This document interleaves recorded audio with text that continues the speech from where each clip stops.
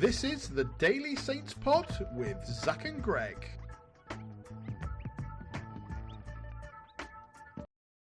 Hello and welcome back to the Daily Saints Pod. My name is Greg, and once again today joined by my good friend and wonderful co-host, Zach. Mate, how are you doing?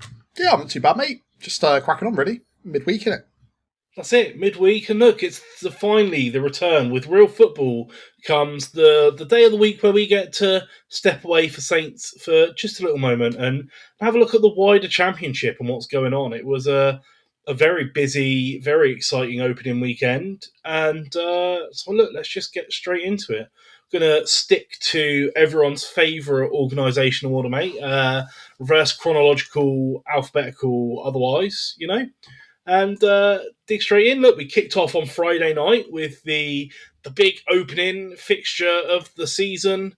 Wolves 2, Blackburn 2, and a game not without controversy, right? Blackburn looked like they were in for a nice win. Played very well. Yeah, and Mowbray thinks that it wasn't a handball, and Wolves, will rightly say that it was. Some people are calling it a really, really good spot by the referee. Some people are saying otherwise, right? At the end of the day, it's not really a result that either team would have wanted. From Wolves' perspective, they stopped being embarrassed. From Blackburn's perspective, they've actually managed to score 2 goals in a game. And plus, they still get a point out of it, which is, they had a really struggle bus season last season, right? Barely scraped that, staying up. So I think you've got them to go down this year, right? So yeah, probably to fight against people from the Premier League like that. Yeah, it's look, I'm sure before the game they'd have taken a draw quite happily, but yeah, look, I was watching the game live. I saw the decision. Even with the replays and the camera angles, I'm not sure. It was definitively a handball.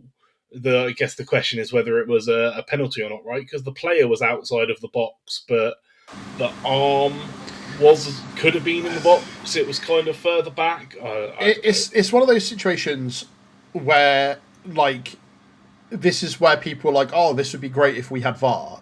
And I'm just like, I'd much rather just have this happen. Yeah. This has happened a few times. We're going to see a much worse example of it later, to be perfectly honest anyway. But, it's fair that he made his mind up pretty quickly. The decision was made. Yeah. And ultimately the outcome's the outcome. It wasn't like it was at the, it's not like they lost off the back of it. No. So we'll just have to see. Always heartbreaking though, especially in the 94th minute to drop or feel like you've dropped points in that way. But well, if they'd scored another goal, it wouldn't have been a problem, would it? Never rely on a 1-goal lead. Like we can tell you that. Never rely on a 3-goal lead. Look, if you're to be fair, they were pushing on and trying to get a third. It was a nice open game. I was really enjoying it. Look, what else do you love to do on a Friday night other than sit and watch Championship football on Sky Sports? Because I was loving life. But yeah, that was Friday night's game. So let's move swiftly on to the early kickoffs on Saturday. So we had Bolton Wanderers 2, Preston North End 1. Not the game in particular I chose to watch, but looked like a nice entertaining one. Of course, Bolton coming up as playoff winners last season and kicking off their campaign with a win against a Preston North End side who did quite well last year, right? So yeah, they had a pretty sort of a brutal backstory of ending up in League One, right? Where similar to sort of like Sheffield Wednesday, at one point they couldn't pay most of their players, and then that financial troubles kind of throwing them back down there. Considering they once played in the Premier League, so it was nice to see them back and nice to see them immediately get underestimated. And for Preston, I guess having Lewis Dobbin taken away from them, bit of a problem, right? And sure, they pegged one back, but that's going to be nothing when you're dropping points to a team that have come up from League One, right? So yeah, absolutely. Yeah. It looks like it was a fairly open game with chances at both ends, but ultimately Bolton getting the better of it and coming away with 3 points to kick off their season. So it's a good, just the start they'd be looking for, to be honest. Good stuff. One of the other early kickoffs, Bristol City 0, Millwall 2.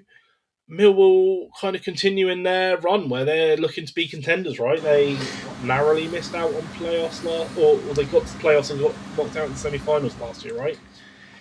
But obviously a game that had a bit of controversy around it, right? Player sent off for Bristol City, which is why probably you can draw a straight line for the fact that player sent off literally 5 minutes later, goal scored by opposition, and also booking a player for diving quite early on when a lot of people would say that it was a penalty instead.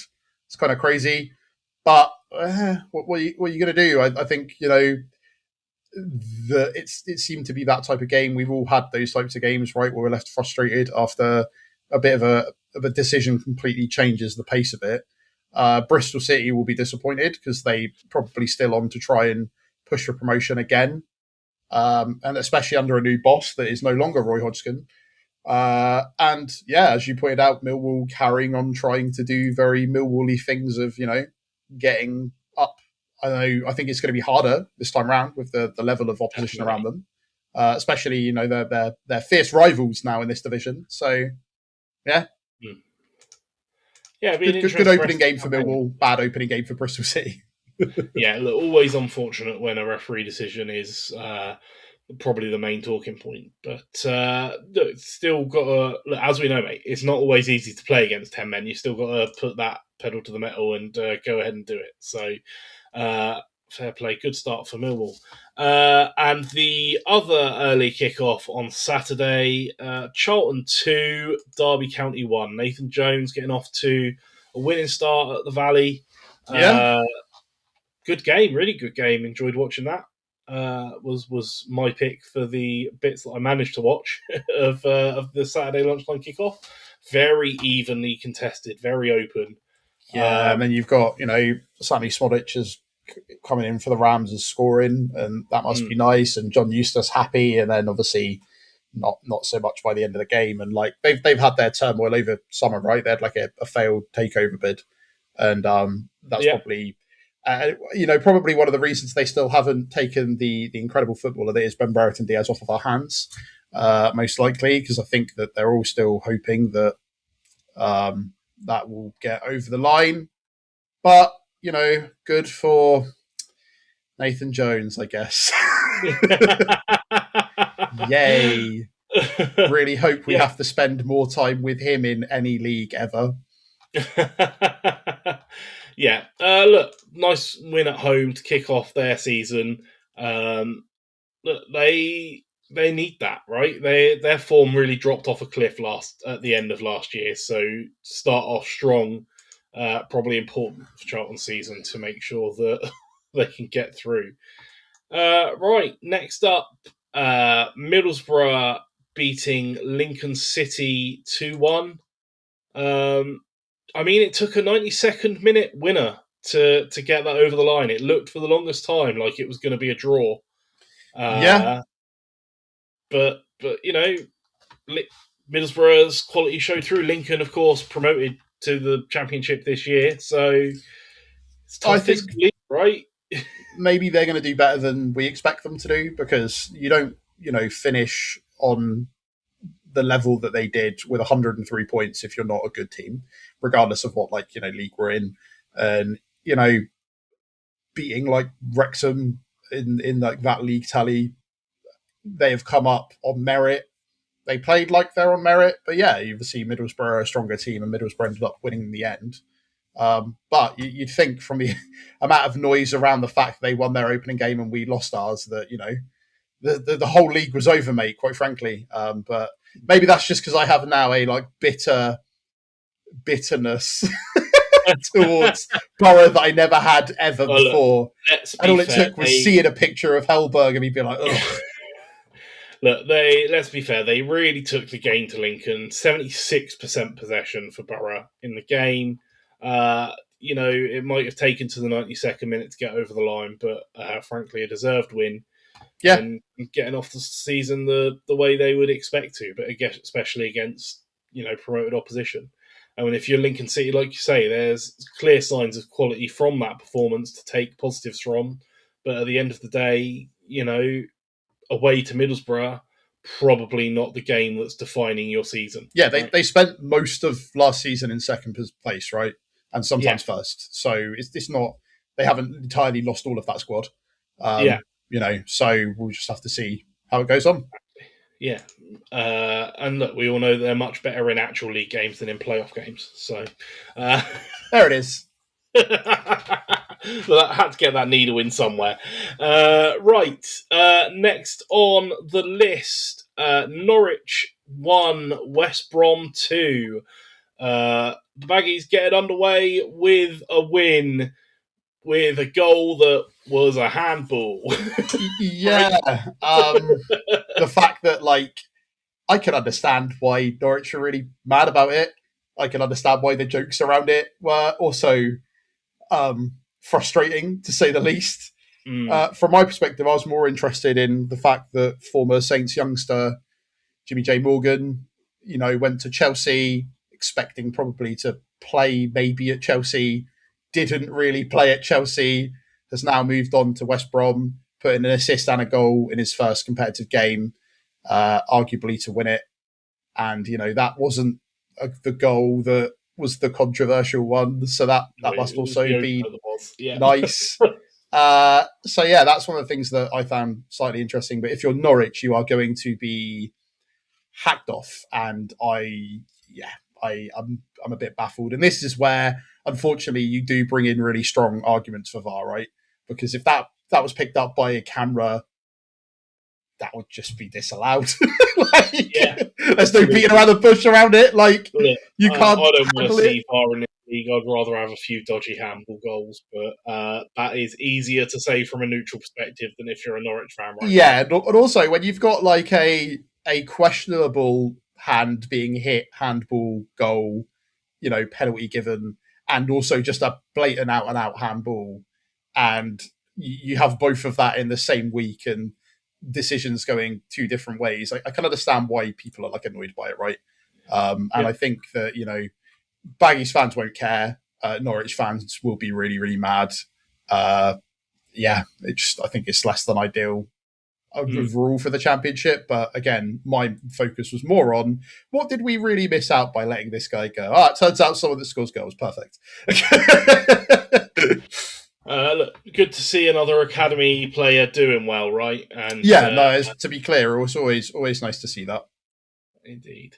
Right, next up on my list, Portsmouth 1, QPR 3. Portsmouth thought they'd got off to a flying start when they went 1-0 up in the 15th minute, only to be 2-1 down by 3-1 down by half time. 3-1 down by half time, mate. Yeah, no, you're right. I still whenever I think about QPR, I still think about the fact that when Tonda beat QPR really early on, and we beat them by quite a large margin, people were just like, wow, it's just QPR. And then you see QPR do weird things like this where they've just managed to win 3-1. But then also it says a lot about the opposition at that point as well, right? Yeah, absolutely. Look, QPR off to a flying start. Pompey off to exactly the start that we on this side of the M27 would expect them to be. Look, the world is getting to the right place. Well, look, right? This resulted in that guy ripping up his season ticket and then kicking off at the Eisners and saying that it's the former Disney boss's fault that they're like where they're like, and all of that jazz. And Massinho, who I just ever since the weird handshake with Will Still just thinks just a bit of a weird guy and continues to back that up whenever he talks, quite frankly. Yeah, absolutely. But look, as funny as that is, a nice 3-1 loss for them. Moving on to the next game on the list. Stoke 1, Swansea 2. Bit of a weird one. Swansea City without star striker Ross Stewart, who unfortunately is somehow not fit enough, despite going to a World Cup for their first game. Who saw that coming? Who'd have thought that was the case? Apparently, though, it is just match fitness, right? Swansea of Snoop Dogg fame, and that is how I'm just going to keep referring to them forever at this point. Not too bad. They started with their, star striker that was supposed to be joining us, according to a lot of rumours, right? Not so long ago. But he obviously didn't pick up the goal. But yeah, Stoke not quite off to the flying start that they managed last season. That kept them in the same position they finish every year, but one where it was a little bit more up and down. Yeah. It's hard to judge. Again, Swansea had one of the top goal scorers of the Championship last season and have managed to score, 2 pre goals. So I guess they'll be happy at the end of the day. Yeah, look, off to a good start and looking to kick on from that, I imagine. Are we saying this like a battle of the mid-table game, right? like a result that's probably not going to matter at all, 21, but, it's really disrespectful to Stoke and Swansea fans. We are not look, we're already hated at this point. Does it matter? Can we just say what we actually think now? You're going to cut this from the show too? Nope, that's staying in. Right. Next up, the Blades and Birmingham City fought to a 0-0 draw. Man, that's a classic open day. This is when you build up to the first game of the season. You're really excited, and then just nothing happens. Yeah. Absolutely, like any of those sort of finals or just when you get to a point where just nothing happens for ages. And XG from both teams of less than 1, so it's just textbook 0-0 draw. Look, probably not a bad result for Sheffield United after how their last season went, and the potential turmoil we talked about a bit yesterday. Probably Birmingham not feeling like it's too bad of a result either. I don't know.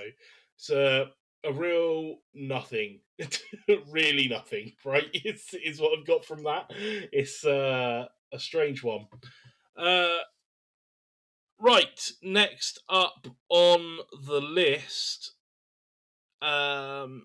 Sunday's games, of course. We played Watford away from home, but we covered that in depth. So if you want to see us talk about that, go back and listen to that episode. It's just going to be mainly me being mad about it. Greg trying to put a positive spin on it, and every time he tries to put that positive spin on it, me tearing it back away from him, and ultimately ending on the fact that we're going to win our next game anyway, so it doesn't matter. Yeah, very much that. And of course, there was another game on Sunday. Both relegated teams coming up against each other. Burnley, West Ham, fighting to a 2-2 draw. West Ham going 2-0 up, and we're 2-0 up in the 83rd minute. But a fast comeback from Burnley, securing 2 late goals to get the draw. Can you name all of the Saints connections without having to look them up? Can I name all of the Saints connections without having to look them up? No, probably not. Broya is Burnley now, and he came on for 15 minutes or so. And nice. Obviously West Ham, Carl Walker-Peters is still there, sitting at right back. And James Ward-Prowse came on for a little bit of time as well, which surprises me, considering, Nuno was always talking about getting rid of him. We've still, to this day, got people talking about us bringing him back. Just for whatever reason. Again, he's not 35 yet. We need to at least wait until he's within the last 2 years of him ever playing football before we can try and bring him back to the team. We all know this. That's just how the Saints, retirement club works. Neither team will probably be happy, but neither team will be that devastated that they managed to draw with one another, right? Solomon getting a goal, for West Ham after joining will probably be quite good. Burnley rescuing it at the end, though, will probably remind West Ham of why they're in the position they're in now, where if you are holding a 2-goal lead and then you allow the other opponent to get back in it at the end of the game, it's just not how you're going to do things well, right? Nuts. No, exactly. Look, let's face it, 2 teams that are going to be looking to go up to the Premier League this season. And so not losing is, I suppose, a good start towards that against, the team that are probably going to be one of your main promotion rivals. So, be very interesting to see sort of what comes from that. But, a draw for both of them just makes them even easier for us to catch if we can start putting some wins together, right? So we can start playing properly. Yes, you're right. That would be nice. And then last but not least, Monday Night Football. Cardiff City 1, Wrexham 1, of course, Wales derby. Oh, well, it's just such a sandwich, right? Like, goal in the first 3 minutes of the game, and then you hold out right to the 98th minute, and then you don't. Brilliant goal as well to kick the game off. And then, all the way till the 98th minute, and then what a free kick from Colwill as well, right? Just unbelievable finish, unbelievable scenes. Look, it's weird we got 3 Welsh teams now in the English football championship. Yeah. But look, it's all good. It's all fine. But look, Wrexham clearly tried to hold on to that lead. Cardiff had much more of the ball, and Wrexham did their best to try and catch them on the break a bit, but reasonably open game. I would still expect more from Wrexham, quite frankly. They've had like a season in the Championship now. They want to get promoted. They know what their team can do, and to kind of let that, slip away at the end as opposed to trying to put the game to bed properly, just seems a bit silly. Seems a bit sort of squandering. Definitely feel like points dropped for them. Yeah. Look, they'll be hoping to do even better than that going forward. Sure. But hey, look, that's it. That is a full week of championship action. Crazy. Look, last minute equalisers, dodgy refereeing decisions, potentially really good refereeing decisions, just drama everywhere. It's the league we all know and love, right? Like, not yeah. And then, 0-0s. Again, my favourite thing is just to look at the amount of either former players or former academy players that are now just littered amongst championship teams that were like, we should have kept hold of him. The impact of our academy on football is a good reminder of the way that we have impact on the world. But it's good. It's good to see old academy players doing well. Look, not all of them are going to end up doing well with us for a number of reasons, right? For a start, you can only play 16 players maximum, right? So it's limited space. It's is what it is. But there we go. Look, that's it. That's all we've got time for today. So thank you, Zach, for joining me, and thank you, mate. Your insights on the league. It's been good, and thank you everyone for listening to our roundup. Look, let us know. Was there a game that stood out to you as particularly one to watch, or an odd result, or are you just happy that Pompey lost? Let us know all of your thoughts in the comments on the socials. We are Daily Saints Pod absolutely everywhere. We are on Facebook, X, YouTube, Instagram, TikTok, Blue Sky, everywhere. Hit us up and let us know. We love hearing from you. And while you're there, why not drop us a subscribe? We are really close to some nice milestones on YouTube, and it would really help us out. So a huge shout out to all of our YouTube viewers who watch our faces every day. Until tomorrow, when we're back with everyone's time of the week with Transfer Thursday, have a wonderful day, and we will see you then. This is the Daily Saints Pod with Zach and Greg.